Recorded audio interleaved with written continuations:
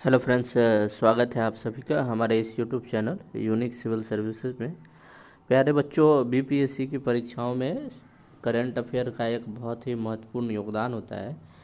तो current affair से जुड़े हुए लगभग 35 प्रश्न आते हैं, तो उन 35 प्रश्नों का महत्व अधिक बढ़ जाता है। आज हम लोग जून माह के दूसरे सप्ताह के बाद के करंट अफेयर को देखने जा रहे हैं और आप इनको पूरा देखेंगे, आपको इसमें बहुत फ़ायदा मिलेगा और बहुत ही अच्छे अच्छे प्रश्नों को इसमें संकलित करने का काम किया गया है।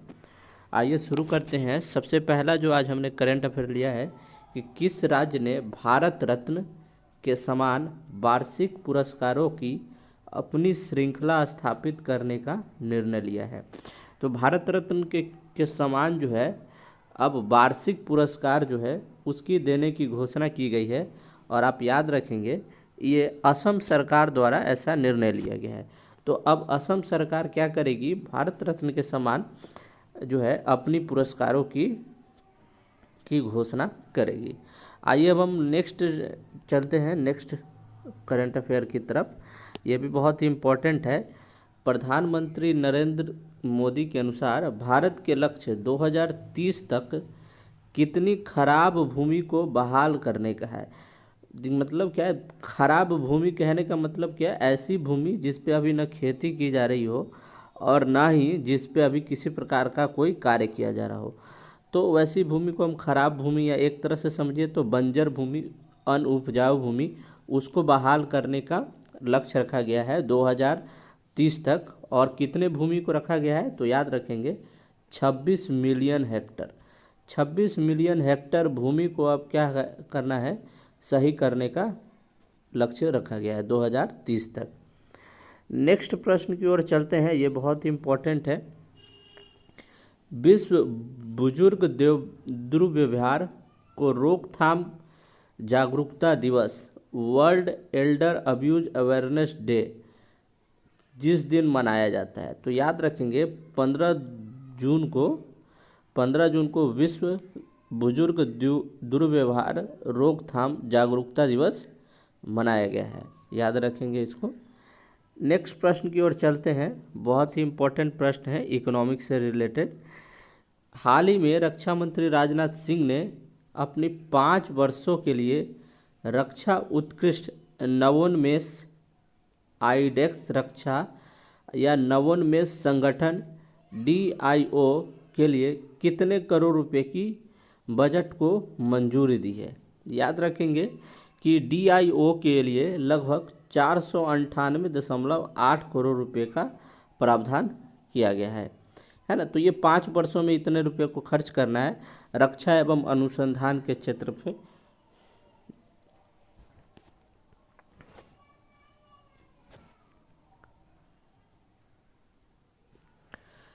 नेक्स्ट करेंट अफेयर की ओर हम लोग चलते हैं। ये भी बहुत इम्पोर्टेंट है।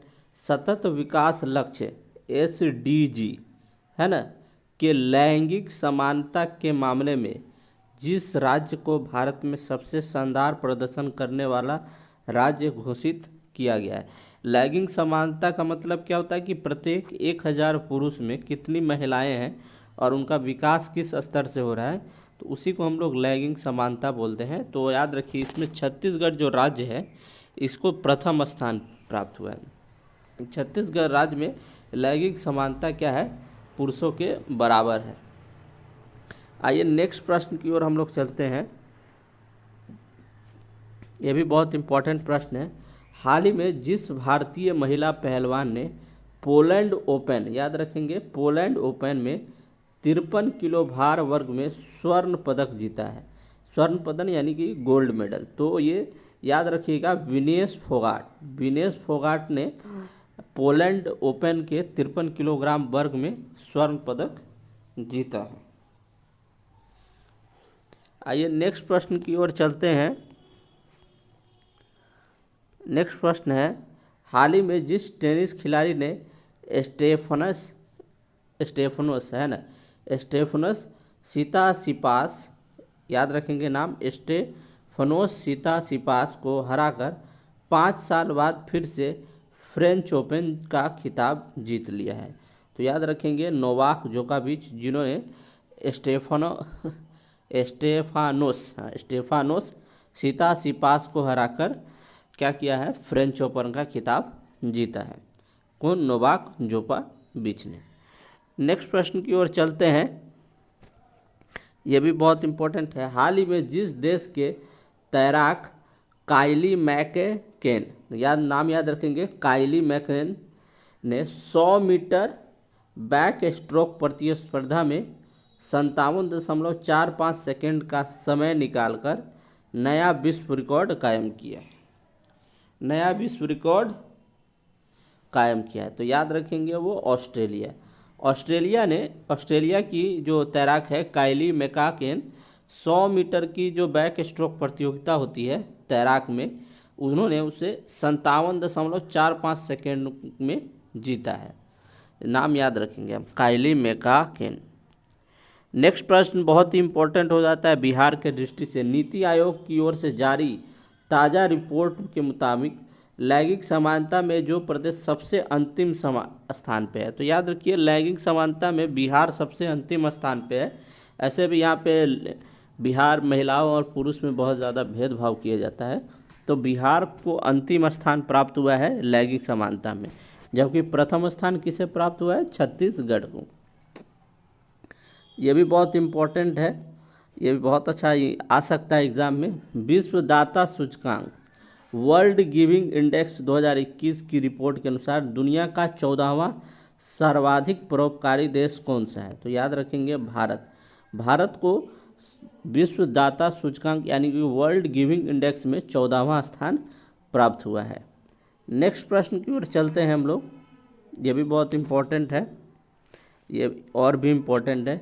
अमेरिका के राष्ट्रपति जो बाइडेन ने कनेक्टिकट के संघीय न्यायाधीश के पद के लिए जिस भारतीय अमेरिकी अधिवक्ता को नामित किया है ना, कनेक्टिकट एक जगह है अमेरिका में, तो वहाँ के संघीय न्यायाधीश के पद के लिए सरल विद्या नागला, या नाम याद रखेंगे, सरल विद्या नागला को भारतीय अमेरिका अधिवक्ता के रूप में नामित किया गया है। नेक्स्ट प्रश्न की ओर हम लोग चलते हैं।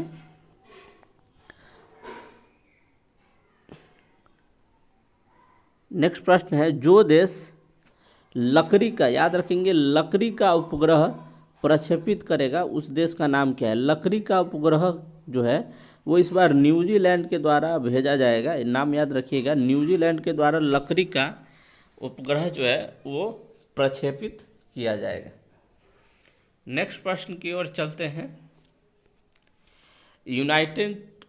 यूनाइटेड किंगडम और जिस देश ने 15 जून 2021 को एक मुक्त व्यापार समझौते पर हस्ताक्षर किया है? यूनाइटेड किंगडम यानी कि यूके और ऑस्ट्रेलिया के द्वारा 15 जून को एक मुक्त व्यापार यानी कि फ्री ट्रेड पे क्या किया गया है? समझौता किया गया। ये मेंस का भी प्रश्न हो सकता है, जिसका डिटेल मैं करवा दूंगा आपको। नेक्स्ट प्रश्न की ओर चलते हैं। तो ये इसी तरीके से ये कुछ महत्वपूर्ण प्रश्न थे जो कि हमने 13 से 20 जुलाई तक का, जून तक का लिया है। अगले बात फिर हम लोग नेक्स्ट वीडियो में मिलते हैं।